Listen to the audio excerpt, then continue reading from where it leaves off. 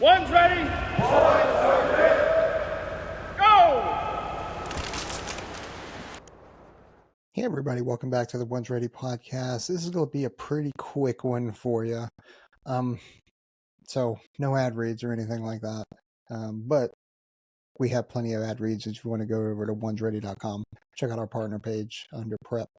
All right, Aaron put out a reel yesterday, and it was I don't want to say it's going viral, but it's definitely catching a lot of steam. And I've been in contact with some of the members up at the Chief Master Sergeant of the Air Force's office.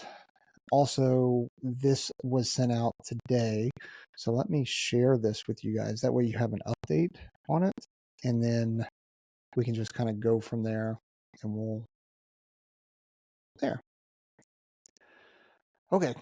So what this says, and I'll just read it out, especially for the audio folks. Directors, executives, and chiefs. Or not executives, execs, rather.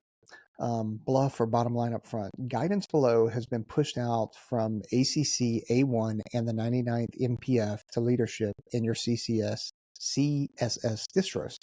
Exception to policy requests can be submitted to the Wing A1 for Wing Commander endorsement, subject to the conditions outlined below in the PSDM.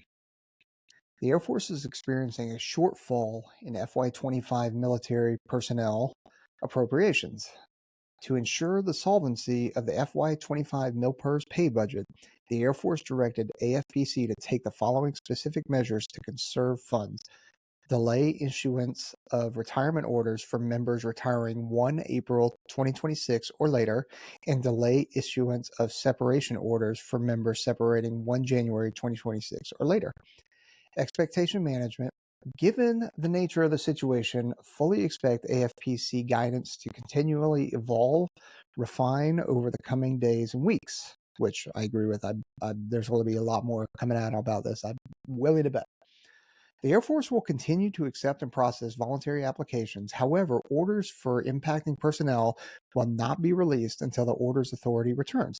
Service members will refrain from any financial obligations that would create expenses and or hardships associated with preparing for a move until they receive orders in hand. Orders for members will be published approximately 90 days prior to separation and approximately 180 days prior to retirement. Note, there is no delay in orders production for members with a separation date prior to 1 January 2026 or a retirement date prior to 1 April 2026, and this does not affect PCS orders at this time. The Air Force will continue to accept and process voluntary applications. However, orders for impacting personnel will not be released until the orders authority returns. Service members will refrain from any financial obligations that would create expenses and or hardships associated with preparing for a move until they receive orders in hand. Members do not need orders to apply for SkillsBridge or to begin SkillBridge training. However, the delay in orders may potentially prevent members from out-processing prior to their SkillBridge training start date. Request your leadership in advising members as they determine a SkillsBridge location that they consider the delay in the orders production that will likely occur when the orders pause is lifted.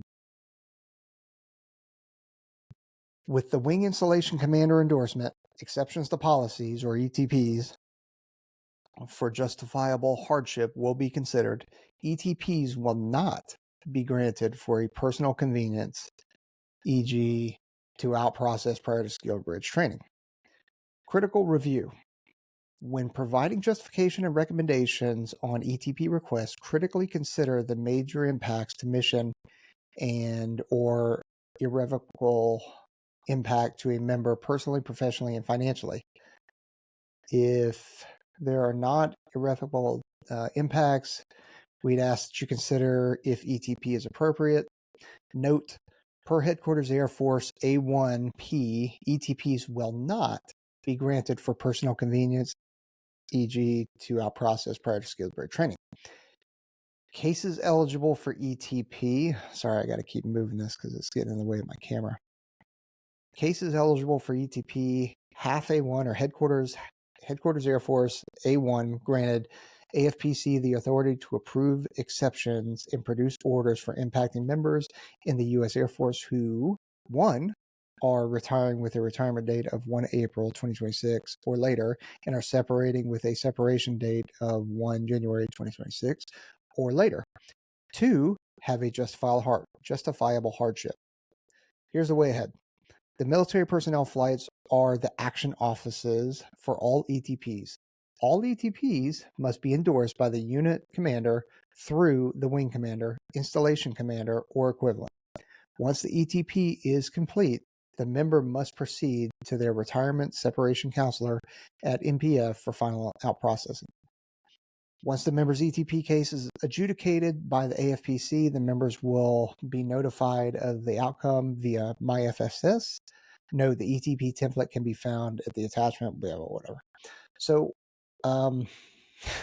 yeah, I obviously I am not affected by this, but there are members that are going to be affected by this. Now, what I'm waiting on right now, and I'd love to have it today, is the retention bonus issue that's been going on.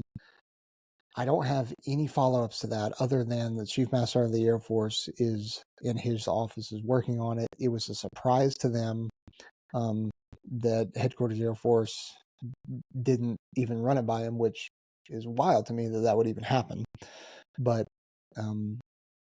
if you're not familiar with this, and like I said, we got a lot of comments on Aaron's video about it. This is the SRB, or the Selective Retention Bonus, is not for every job in the Air Force. There are only, I think there's 86 or 89 jobs that come out in the SRB guide who are eligible for an SRB. And then each one of them has different zone A, B, C, and that kind of stuff with different multipliers. So Air Force Special Warfare jobs have always been on that list. And for 25 years that I was in, they've always been on the list. Now, this gets revisited every single year, right? A analysis is done on it, justification for it, because they have to program, they have to budget for it. So, okay, for FY26, fiscal year 26, we're expecting this much, or this is how much money we have to work with. And that's completely normal.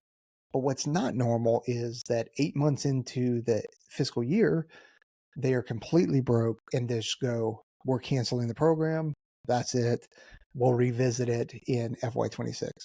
That, as far as I'm tracking, unless it happened during 2013 sequestration, but I don't believe it did, that hasn't happened before. Because what they've done is they've found money from elsewhere to supplement that. So you can, for the people that are online that are going what's the big deal? This happens every year. No, it doesn't happen every year. It absolutely does not happen every year. You're right that the revisiting and the analysis of it happens every year, but it doesn't get canceled every year.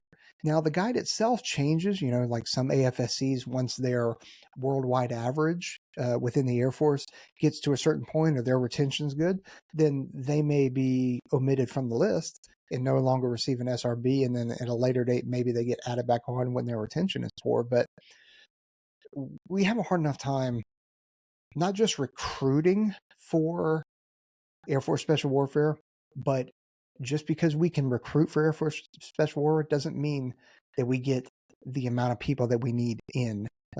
Our ship dates are all full, right? So there's no issue there.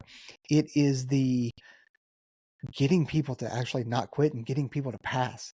That's the issue. So, yeah, it's more to follow on this when it comes out, but I hope it gets course corrected. So anyway, sorry, it's a quick hitter. I don't know. So, all right, have a good one, everybody.